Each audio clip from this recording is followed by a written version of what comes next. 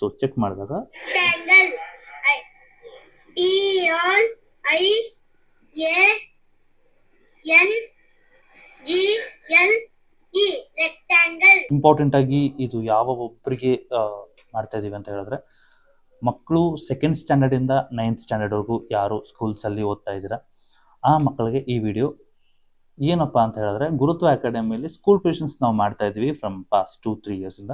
ಅದು ನಿಮ್ಗೆಲ್ರಿಗೂ ಗೊತ್ತಾ ಇದೆ. ಸೊ ಹೇಗೆ ನಡೀತಾ ಇದೆ ಅಕಾಡೆಮಿಯಲ್ಲಿ ಸ್ಕೂಲ್ ಟ್ಯೂಷನ್ಸ್ ಅಂತ ಹೇಳಿದ್ರೆ, ತುಂಬ ಚೆನ್ನಾಗಿದೆ. ಒಳ್ಳೆ ರಿಸಲ್ಟ್ಸ್ ಕೊಡ್ತಾ ಇದ್ದೀವಿ. ಲಾಸ್ಟ್ ಇಯರ್ ತುಂಬ ಜನ ಒಳ್ಳೊಳ್ಳೆ ರಿಸಲ್ಟ್ಸ್ ಕೊಟ್ಟಿದ್ದಾರೆ. ಫೀಡ್ಬ್ಯಾಕ್ ಚೆಕ್ ಮಾಡಿದಾಗ ಮಕ್ಕಳು ತುಂಬ ಖುಷಿಯಿಂದ ನಮಗೆ ಫೀಡ್ಬ್ಯಾಕ್ ಕೊಟ್ಟಿದ್ದಾರೆ. ಆ್ಯಂಡ್ ಪೇರೆಂಟ್ಸು ಕೂಡ ತುಂಬ ಒಳ್ಳೆ ಫೀಡ್ಬ್ಯಾಕ್ಸ್ ಕೊಟ್ಟಿದ್ದಾರೆ. ಸೊ ಕಾರಣ ಏನು ಅಂತ ಹೇಳಿದ್ರೆ, ನಮ್ಮಲ್ಲಿ ಕೊಡ್ತಿರೋಂಥ ಒಂದು quality education. So quality education ದೊಡ್ಡಬಳ್ಳಾಪುರದಲ್ಲಿ ಬೇರೆ ಟ್ಯೂಷನ್ಸ್ ಕೊಡ್ತಾ ಇದ್ದಾರೋ ಇಲ್ವೋ ನನಗೆ ಗೊತ್ತಿಲ್ಲ.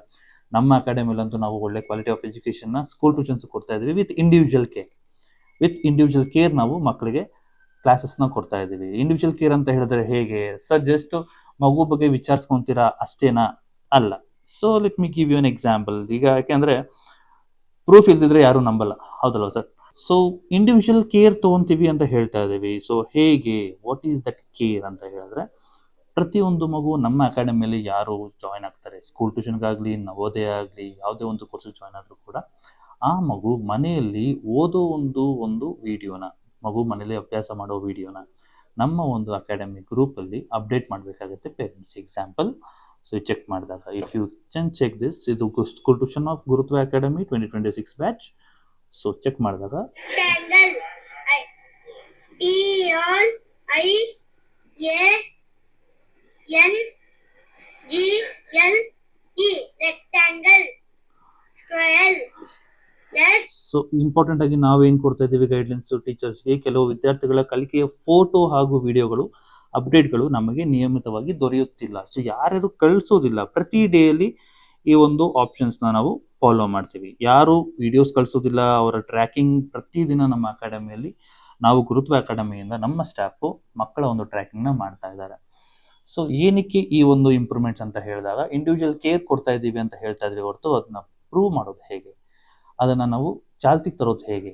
ಜಸ್ಟ್ ನಾವು ವಿಚಾರಿಸ್ತಾ ಇದ್ದೀವಿ ಸರ್ ಮಗು ಹೇಗೆ ಓದ್ತಾ ಇದ್ದಾನೆ ಅನ್ನೋದಕ್ಕಿಂತ, ಆ ಮಗು ಹೇಗೆ ಓದ್ತಾ ಇದ್ದಾರೆ ಅನ್ನೋ ಒಂದು ವಿಡಿಯೋ ಪ್ರೂಫ್ ನಮ್ಮ ಹತ್ರ ಇತ್ತು ಅಂದಾಗ ಆ ಮಗು ಏನು ತಪ್ಪು ಮಾಡ್ತಾ ಇದ್ದಾನೆ ಅನ್ನೋದು ನಾವು ಟ್ರ್ಯಾಕ್ ಮಾಡ್ಬೋದು.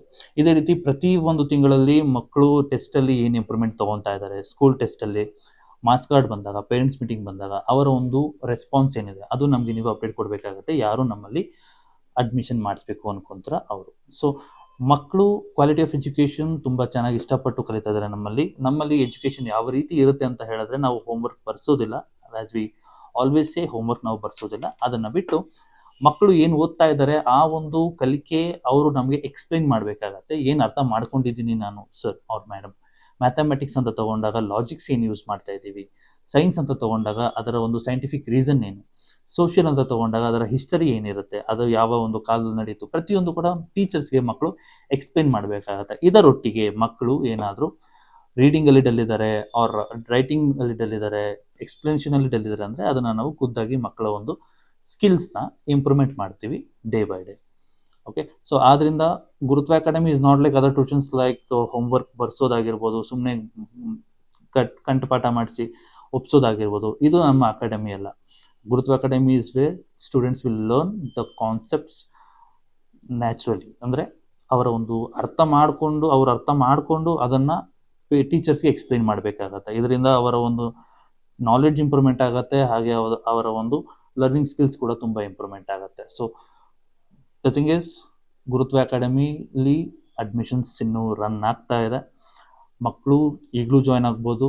ಯಾರ್ಯಾರು ಈಗ ಸ್ಕೂಲಾಗಿ ಫ್ರೆಶ್ ಆಗಿ ಜಾಯ್ನ್ ಆಗ್ತಾ ಇದ್ದೀರಾ ಎಲ್ಲರೂ ಬಂದು ನಮ್ಮಲ್ಲಿ ಸ್ಕೂಲ್ ಟ್ಯೂಷನ್ಗೆ ಜಾಯ್ನ್ ಆಗಿ. ಲಿಮಿಟೆಡ್ ಸೀಟ್ಸ್ ಅಂತ ಏನೂ ಇಲ್ಲ. ಒಂದು ಕ್ಲಾಸ್ ರೂಮ್ಗೆ 30 ಸ್ಟೂಡೆಂಟ್ಸ್ ಇರುತ್ತೆ. At A time 2 class rooms run ಆಗುತ್ತೆ. ಪ್ರೈಮರಿ ಒಂದು ಬ್ಯಾಚ್ ಇರುತ್ತೆ, ಹೈಸ್ಕೂಲ್ ಒಂದು ಬ್ಯಾಚ್ ಇರುತ್ತೆ. ಮಾರ್ನಿಂಗ್ ಬ್ಯಾಚು ಅವೈಲೇಬಲ್ ಇದೆ, ಈವ್ನಿಂಗ್ ಬ್ಯಾಚಸ್ಸು ಅವೈಲೇಬಲ್ ಇದೆ. ಸೊ ಕ್ಲಾಸಸ್ ಆಲ್ರೆಡಿ ತುಂಬ ಚೆನ್ನಾಗಿ ರನ್ ಆಗ್ತಾ ಇದೆ. ಬೇಗ ಎನ್ರೋಲ್ ಆಗಿ.